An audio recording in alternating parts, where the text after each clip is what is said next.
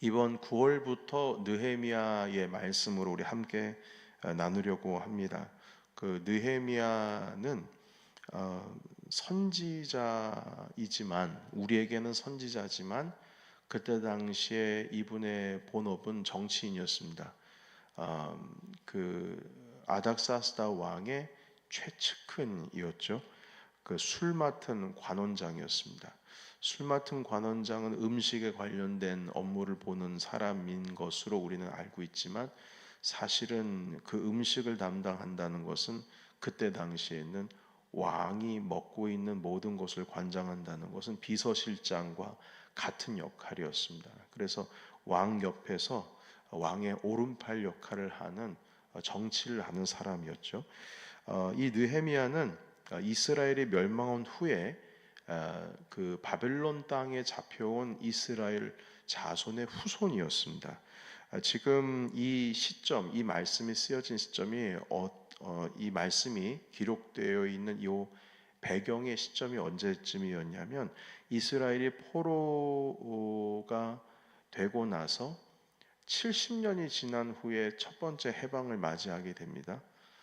그리고 나서 두 번째 2차 귀환이 또 이루어지고 이 느헤미야 때에 3차 이스라엘의 귀환이 이루어지는데 첫 번째 1차 포로기 귀환이 있고 나서 약 한 90년 정도가 지난 후에 느헤미야가 이끄는 이스라엘 백성들의 3차 귀환이 일어나는 겁니다. 그러면은 그 기간이 어느 정도냐면 처음 바벨론 포로기에 잡혀가지고 이스라엘이 멸망할 때 그때부터 이 느헤미야가 지금 3차 귀환을 해서 성벽을 건축할 때 이때의 갭이 한 150여 년 정도 됩니다. 150에서 한 160년 정도. 그러니까 상당히 오랜 시간이 지났고 이스라엘의 후예니까 느헤미야는 이 말씀대로 보게 된다면은 그 바벨론에서 태어난 사람이라고 볼 수가 있는 겁니다. 다니엘과는 정말 말도 할 수 없을 정도로, 그러니까 150년 정도의 갭이 있는 거죠. 그러니까 그때 당시에 일어나고 있는 일들에 대해서 지금 보여주고 있습니다. 이때 당시에 다스리던 나라 이름은 페르시아, 바사라고 하는 나라였고요. 그리고 오래전에 1차 귀환으로 고레스 왕 때에 이미 이스라엘 백성들이 1차적으로 귀환을 했지만 여전히 이 바벨론, 이 페르시아 지역에 남아있는 많은 사람들, 이스라엘 사람들이 있었습니다. 그 중에 한 사람이 느헤미야였고 이 느헤미야는 유대인의 신분이었지만 현재 페르시아 왕 아닥사스다의 술 관원장으로 비서실장으로 지금 역할을 감당을 하고 있습니다. 자, 그런데 그 사촌 동생도 이 나라의 녹을 먹고 있는 사람이라 페르시아가 다스리고 있는 나라들 그 중에는 이스라엘도 포함되어 있습니다. 돌아다니면서 그 나라와 나라들이 정말 너무나 많이 있으니까 감찰을 하는 거죠. 그러다가 자기 민족입니다. 이스라엘을 방문했는데 성문이 불타가지고 문이 뻥하니 뚫려 있고 성벽이 다 무너져 있는 것을 발견을 한 겁니다. 이 내용을 가지고 본국으로 다시 돌아와서 자기 형인 그 느헤미야에게 이제 보고를 하는데 느헤미야가 이 소식을 듣고 깊은 슬픔에 빠졌습니다.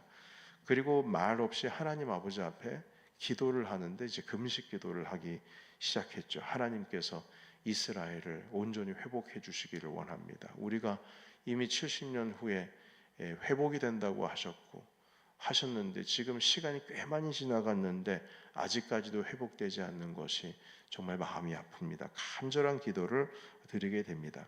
자, 그리고 그 얼마 지나지 않아서 한 4개월 정도가 지났을까요? 아닥사스다 왕이 볼 때 자꾸 비서실장이 자기 측근 옆에 있는 그 오른팔인데 이 얼굴이 자꾸 이렇게 야유어지고 수척해지는 겁니다. 그럴 수밖에 없죠. 마음이 다쳤고 그리고 금식 기도를 하니까요. 얼굴이 살이 빠질 수밖에 없습니다. 느헤미야가 이런 얘기를 들었을 때 사실은 그 왕 앞에서 항상 좋은 모습을 하고 있어야지 나쁜 모습을 하고 있으면은 이거는 왕 앞에서 이건 신하로서 잘못된 일입니다. 그러니까 두려운 마음으로 겸허한 마음으로 이야기를 하죠. 자기가 어디 출신인 거 왕도 다 알고 계신데 이스라엘 성벽이 무너지고 불탔다라는 소식을 들어서 너무나 마음이 무너진다고요. 그래서 그 왕이 말합니다. 뭐라고 말하냐면 그러면 내가 어떻게 해주면 되겠느냐. 여러분 이게 타이밍입니다. 하나님 앞에 아무 말 없이 4개월 동안 금식하면서 기다리고 있는데 왕이 그러면 내가 어떻게 해줄까? 네 소원이 뭐냐? 이렇게 물어보는 거예요. 그때에 이제 입을 여는 겁니다. 저에게 시간을 주시면 제가 이스라엘 잠깐 돌아가서 거기서 성벽을 다시 재건축하고 그리고 나서 다시 돌아오겠습니다. 여러분 여기서 우리가 한 가지 알아야 될 것은 성벽을 건축하는 겁니다. 성전이 아니고요. 성전은 이미 1차 귀환, 2차 귀환 때에 다 완성이 됐습니다. 전혀 문제가 없고요. 그래서 성전이 잘 세워져도 성벽이 무너져 있으면 주변에 있는 나라들이 쳐들어올 것 아니겠습니까? 괴롭히고요. 그래서 이 성벽을 다 완벽하게 재건을 한 후에 빠른 시간 안에 다시 페르시아로 돌아오겠습니다 해서 왕의 허락을 받게 됩니다. 그리고 느헤미야가 이스라엘 사람들을 데리고 예루살렘으로 다시 돌아가게 되는데 이때가 이스라엘이 예루살렘으로 돌아가는 세 번째 귀환이 되겠습니다. 첫 번째 귀환이 있고 나서 약 한 8, 90년 정도 후에 일어난 일입니다.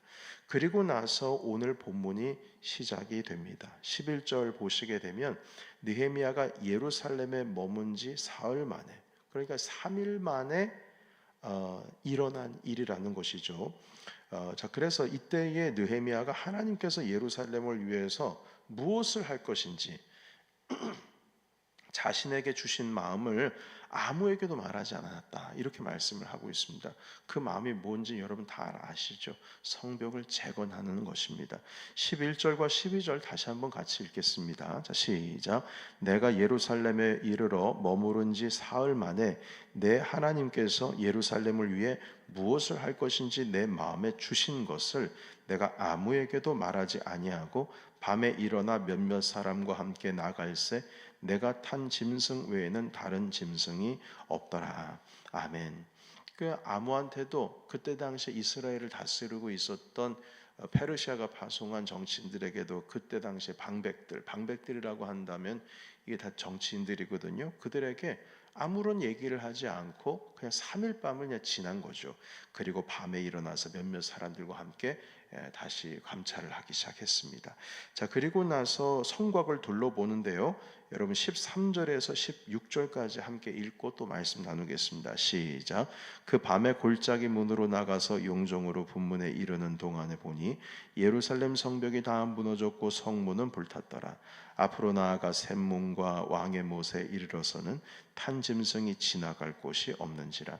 그 밤에 시내를 따라 올라가서 성벽을 살펴본 후에 돌아와서 골짜기 문으로 돌아왔으나 방백들은 내가 어디 갔으며 무엇을 하였는지 알지 못하였고 나도 그 일을 유다 사람들에게나 제사장들에게나 귀족들에게나 방백들에게나 그 외에 일하는 자들에게 알리지 아니하다가. 아멘. 자, 여러분 여기서 그 두 가지 정도 궁금한 점이 좀 있습니다. 그 첫 번째는 무엇이냐면 이 성곽을 둘러보러 이제 이 총독인 느헤미야가 나갔는데요. 이제 말을 타고 나갔지요. 몇몇 사람들이랑. 그런데 그 시간이 언제입니까? 13절에 보면요. 밤에 했습니다. 밤에. 보통 이런 일들은 언제 해야지 옳습니까? 낮에 해야죠. 다 햇빛이 비춰지고 하는 그 밝은 가운데에 성벽이 어디가 무너졌는지 어디가 괜찮은지 살펴보는 건 낮에 하는 게 나은데 어떻게 밤에 했을까라는 생각이 듭니다. 두 번째 보시게 되면 16절에 보면 방백들, 그러니까 그 지역의 정치인들인데 이들에게 내가 뭘 하기 위해서 여기 왔는지 의논조차 하지 않고 심지어 유다 사람 제사장들 귀족들에게나 다른 관원들에게도 전혀 알리지 않았다. 이렇게 16절의 후반에 보시면 기록되어 있습니다. 그러니까 일을 하기 위해서 왔으면 얘기를 해야 되잖아요. 그것도 페르시아 왕의 최측근인 가장 강력한 힘을 가지고 있는 사람이 왔으면 입을 열어서 도착하자마자 내가 여기에 온 이유는 이러이러하고 저러저러해서 이제 곧 시작합시다 해서 리더십을 발휘해서 사람들을 모아야 되지 않겠습니까? 그런데 3일 동안 아무런 말이 없다가, 그것도 밤에 일어나서 여기저기 둘러보며 뭘 어떻게 할지를 살펴보고 그리고 나서 돌아왔다는 겁니다. 여러분, 이것을 바라볼 때에 느헤미야가 드디어 이제 내일 함께 살펴보겠습니다만 입을 열어서 방백들에게 내가 이제부터 뭘 할 건지를 이야기를 해줍니다. 그러나 그것을 말하는 시간까지 3일의 시간이 걸렸다는 거예요. 이 의미는 느헤미야에게는 지금 이 순간에 침묵이라고 하는 것이 필요했습니다. 느헤미야는 권력자입니다. 왕의 최측근이에요. 왕의 명령을 가지고 내려온 사람입니다. 그러나 이 권력자가 예루살렘에 도착하고 나서 3일이 지난 동안 아무 얘기를 하질 않습니다. 물론 긴 여정 때문에 잠시 쉴 수도 있었겠다라는 생각이 들지만 그럼에도 불구하고 정치인으로서 어떤 정치적인 행보도 하지를 않습니다.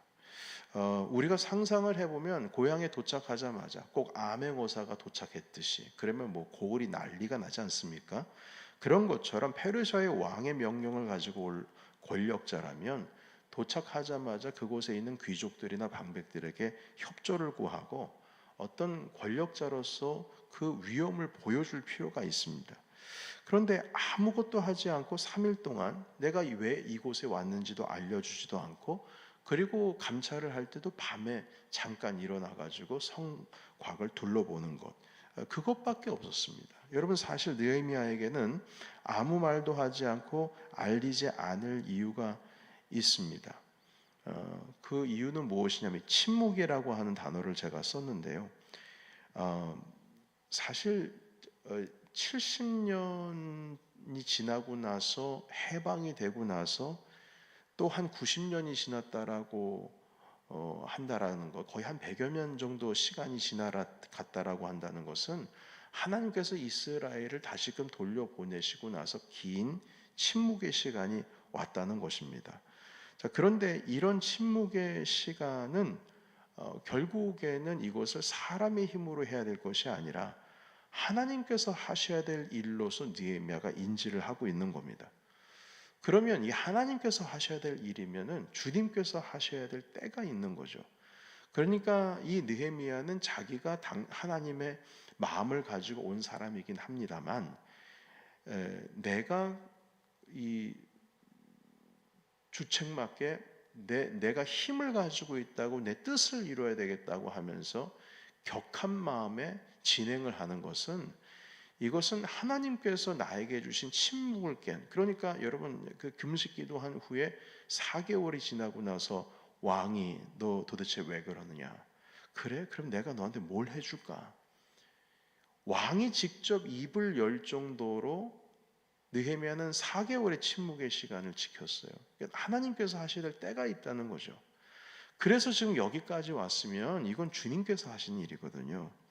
근데 이 문제는 무엇이냐면 도착을 해서 하나님께서 하셔야 될 일 가운데 있어서도 스스로가 이것을 섣불리 행하지 않고 온전히 하나님께 맡겨드리기 위해서 지금 침묵 가운데 주님을 바라보고 있는 것입니다.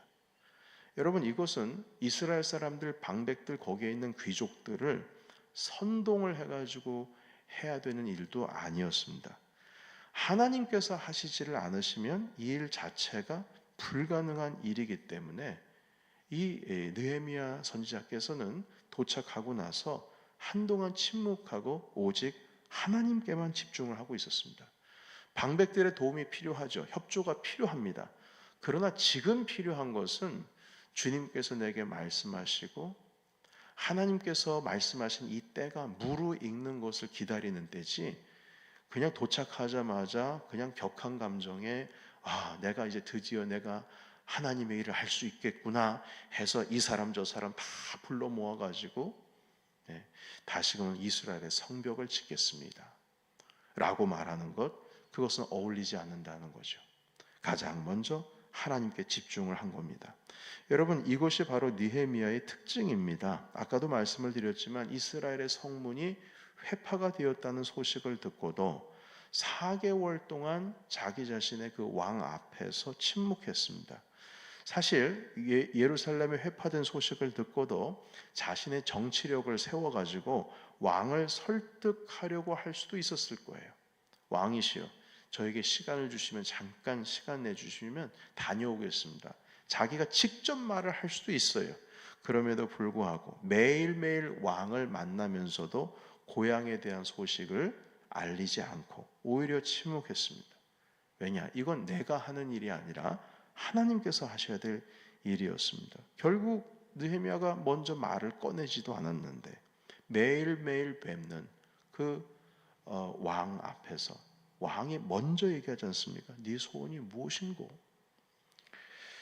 여러분, 그 4개월의 시간 동안도 침묵이었습니다. 금식하면서 하나님의 존전 앞에 나라고 하는 사람은 없어지고 오직 하나님의 위대하심이 드러나는 시간이었죠. 여러분, 오늘 이 말씀을 보시게 되면 하나님께 느헤미야가 기도했다라고 하는 그런 짧은 문장 하나 없습니다. 그러나 그런 기록은 없지만 느헤미야는 그동안 방백을 만나지를 않았어요. 그곳에 있는 정치인들을 만나지 않았습니다. 거기에 있는 귀족들을 만나지를 않았어요. 도대체 내가 여기에 왜 왔는지를 가르쳐주지를 않았습니다. 이 뜻은 침묵으로 지금 주님을 바라보고 있다는 겁니다. 여러분, 성곽 전체가 보이지도 않는 가운데 횃불을 하나 들고 그 거대한 성곽을 둘러보기 위해서 나갔습니다. 저는 이게 무슨 일일까? 왜 낮에 바라보지 않았을까? 저는 확신하건대 낮에 다니면은 이 사람 저 사람 다 달라붙을 거 아니에요. 페르시아 왕이 보낸 총독이 지금 성곽을 돌고 있다. 무슨 일을 하고 있는지 보자. 사람들이 다 달라붙을 거 아닙니까? 그런데 그 조용한 가운데 밤중에 횃불 하나 들고, 그리고 느헤미야가 그 성곽을 돌봤다는 것은 저는 이렇게 생각합니다. 이것이 느헤미야식의 땅밟기 기도이다. 우리 땅밟기 기도라는 거 여러분 들어보셨습니까? 저는 그 학생 때에 선교지 가면은 항상 청년들과 함께 땅밟기라고 해서 그 우리가 전도하려고 하는 곳을 기도하는 마음으로 한 바퀴를 삥 돌고 와서 그리고 다음 날에 전도를 하는 일을 했었습니다. 땅밟기, 발로 밟고 다니면서 기도하는 거죠. 저는 느헤미야가 이걸 했다고 전 믿어요. 물론 그런 말씀은 없지만 그 밤중에 아무도 정치인들이라고 눈에 보이지 않는 그곳에 자기 수행원들 몇몇을 데리고 나서 돌아다니면서 하나님 아버지 앞에 기도하는 겁니다. 주님, 이 땅을 회복시켜 주십시오. 이거 제가 하는 일이 아닙니다. 하나님, 당신께서 하셔야 될 일입니다. 그 침묵 가운데, 3일 동안의 침묵 가운데 하나님께 집중하고 돌아온 것과 같습니다. 침묵이라고 하는 것은 나는 감춰지고 하나님이 드러나는 시간이죠. 이 시간은 하나님의 무한한 그 권세의 능력이 느헤미야로 집중되는 시간인 것입니다. 사람의 계획이 움직이는 것이 아니고 하나님의 계획이 움직이는 것이죠. 자, 그래서 여러분, 이 침묵이라고 하는 것은 오래 지나지 않았습니다.